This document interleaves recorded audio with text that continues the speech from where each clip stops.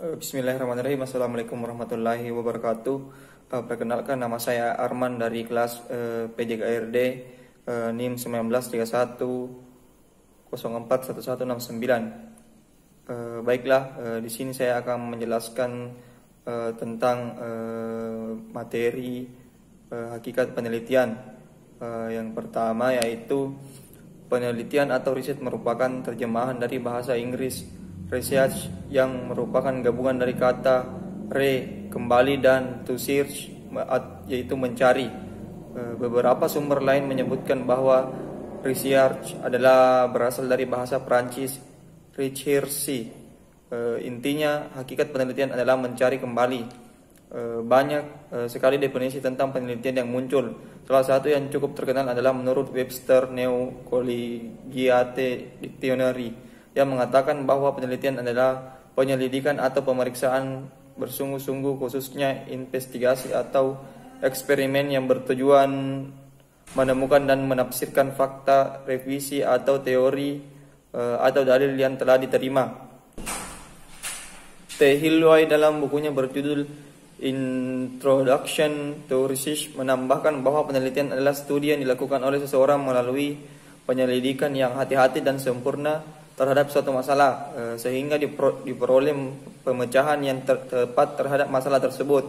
Ilmuwan lain bernama Moody memberikan gambaran ketika penelitian adalah metode menemukan kebenaran yang dilakukan dengan critical thinking atau berpikir kritis. Penelitian bisa menggunakan metode ilmiah scientific method atau non ilmiah unscientific method. Pencarian kebenaran secara ilmiah dan non ilmiah sudah saya bahas di artikel berjudul hakikat kebenaran. Tapi untuk melihat definisi di atas, penelitian banyak bersinggungan dengan pemikiran kritis, rasional, logis, dan analisis, sehingga akhirnya pengguna metode ilmiah adalah hal yang jamak dan disepakati umum dalam penelitian. Metode ilmiah juga dinilai lebih bisa diukur, dibuktikan, dan dipahami dengan indera manusia. Penelitian yang menggunakan metode ilmiah disebut dengan penelitian ilmiah scientific research. Ketidakpuasan manusia terhadap cara-cara non ilmiah membuat pikiran manusia menggunakan cara berpikir deduktif atau induktif. Kemudian orang mulai memadukan cara berpikir deduktif dan induktif, di mana perpaduan ini disebut dengan berpikir reflektif atau reflective thinking. Diperkenalkan oleh Johnny Dewey, yang akhirnya menjadi dasar metode penelitian ilmiah. Adapun beberapa tahapannya adalah yang pertama yaitu the field need, yang kedua the problem, yang ketiga the hypothesis, yang keempat collection of data as evidence, yang kelima concluding belief, yang keenam general value of the conclusion.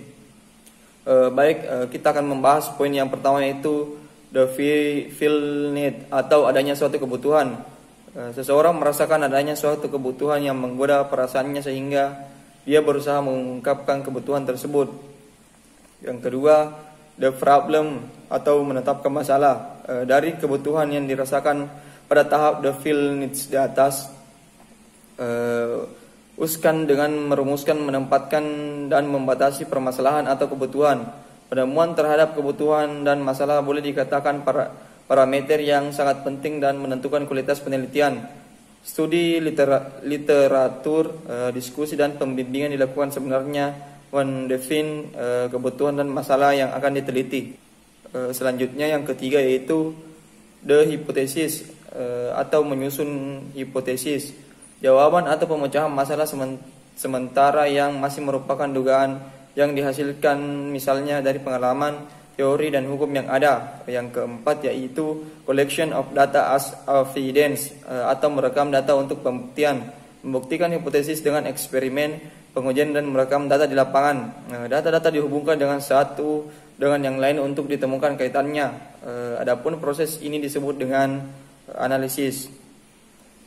Kegiatan analisis dilengkapi dengan kesimpulan yang mendukung dan menolak hipotesis. Yang kelima, concluding value atau kesimpulan yang diyakini kebenarannya. Berdasarkan analisis yang dilakukan pada tahap keempat, dibuat sebuah kesimpulan yang diyakini mengandung kebenaran dan khususnya untuk kasus yang sedang diuji. Selanjutnya, saya akan membahas tentang latar belakang seseorang melakukan penelitian. Dalam setiap penelitian sudah pasti harus mengikuti prosedur yang ditetapkan, di mana dia meneliti, apalagi jika pengumpulan data dilakukan dengan berhubungan masyarakat. Namun sebenarnya kita meneliti untuk apa dan manfaat untuk kita meneliti tersebut. Menurut Sukma Dinata, ada 4 sebab melatar belakangi orang melakukan penelitian. Yang pertama yaitu karena pengetahuan, pemahaman dan kemampuan manusia yang sangat terbatas dibandingkan dengan lingkungannya yang begitu luas. Banyak hal yang diketahui, dipahami tidak jelas dan menimbulkan keraguan pertanyaan bagi dirinya. Yang kedua, manusia memiliki dorongan untuk mengetahui atau curiosity. Manusia selalu bertanya, apa itu, bagaimana itu, mengapa begitu, dan lain-lain sebagainya. Bagi kebanyakan orang, jawaban-jawaban sepintas dan sederhana mungkin memberikan kepuasan, tetapi bagi orang-orang tertentu, para ilmuwan, peneliti, dan para pemimpin dibutuhkan jawaban yang lebih mendalam atau lebih rinci dan lebih komprehensif.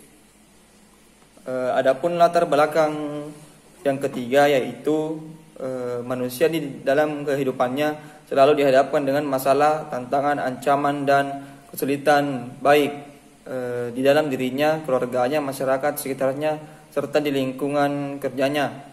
Tantangan dan kesulitan masalah tersebut membutuhkan penjelasan, pemecahan, dan penyelesaian. Tidak semua masalah dalam kesulitan dapat segera dipecahkan. Masalah-masalah yang pelik dan sulit dan kompleks membutuhkan penelitian untuk pemecahan dan penyelesaian masalahnya.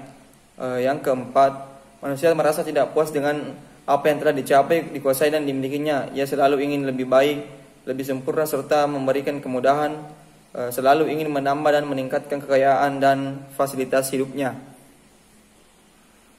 Selanjutnya yaitu arti dari etika penelitian. Menurut Setiawan, etika adalah konsep yang mengarah pada perilaku yang baik dan pantas berdasarkan nilai-nilai norma, moralitas, pranata baik kemanusiaan maupun agama. Etika mengandung 3 pengertian. Yang pertama, kata etika dapat dipakai dalam artian nilai-nilai atau norma-norma moral yang menjadi pegangan seseorang atau kelompok dalam mengatur tingkah lakunya. Yang kedua, etika berarti kumpulan atas atau nilai moral, misalnya kode etik. Kemudian yang ketiga, etika merupakan ilmu tentang yang baik atau yang buruk dan diterima dalam suatu masyarakat. Selanjutnya, persoalan etika penelitian. Dalam penelitian kualitatif, salah satu ciri utamanya adalah orang sebagai alat atau instrumen untuk mengumpulkan data. Ini dapat dilakukan dalam pengamatan berperan serta wawancara mendalam, pengumpulan dokumen, foto, dan sebagainya. Semua metode ini pada dasarnya menyangkut hubungan penelitian dengan orang atau subjek penelitian. Pada orang-orang yang hidup dalam masyarakat biasanya ada sejumlah peraturan, norma agama, nilai sosial, hak dan nilai pribadi, adat istiadat dan semacamnya yang hidup dan berada di antara mereka. Adapun persoalan etika akan timbul apabila peneliti tidak menghormati, tidak mematuhi, dan tidak mengindahkan nilai-nilai masyarakat dan pribadi tersebut. Sementara si peneliti tetap berpegang teguh pada latar belakang, norma, adat, kebiasaan, dan kebudayaannya sendiri dalam menghadapi situasi dalam konteks latar penelitian tersebut. Jika hal itu terjadi, maka benturan nilai, konflik, frustasi, dan semacamnya dapat diramalkan akan datang. Akibatnya besar sekali pengaruhnya pada kemurnian pengumpulan data. Selanjutnya, adapun jenis-jenis etika penelitian. Jenis-jenis etika penelitian selain didasarkan pada kaidah-kaidah ilmiah atau metode ilmiah, pelaksanaan penelitian harus mengikuti etika penelitian. Etika penelitian berkaitan dengan norma-norma sebagai berikut. Yang pertama, norma sopan santun. Peneliti memperhatikan konvensi dan kebiasaan dalam tatanan di masyarakat. Yang kedua, norma hukum. Bila terjadi pelanggaran maka penelitian akan dikenakan sanksi. Yang ketiga, norma moral penelitian mempunyai etikat dan kesadaran yang baik dan jujur dalam penelitian. Selanjutnya, poin-poin penting dalam metode penelitian. Etika mencakup norma untuk berperilaku, memisahkan apa yang harus dilakukan dan apa yang seharusnya tidak boleh dilakukan. Rangkuman etika penelitian meliputi butir-butir berikut. Yang pertama, kejujuran. Jujur dalam pengumpulan bahan pustaka, pengumpulan data, pelaksanaan metode dan prosedur penelitian, publikasi hasil, jujur pada kekurangan atau kegagalan metode yang dilakukan. Hargai rekan peneliti, jangan mengklaim pekerjaan yang bukan pekerjaan Anda sesuai pekerjaan Anda. Yang kedua, objektivitas. Upayakan meminimalisasi kesalahan atau bias dalam rancangan percobaan, analisis dan interpretasi data, penilaian ahli atau rekan peneliti, keputusan pribadi dan pengaruh pemberi dana atau sponsor penelitian.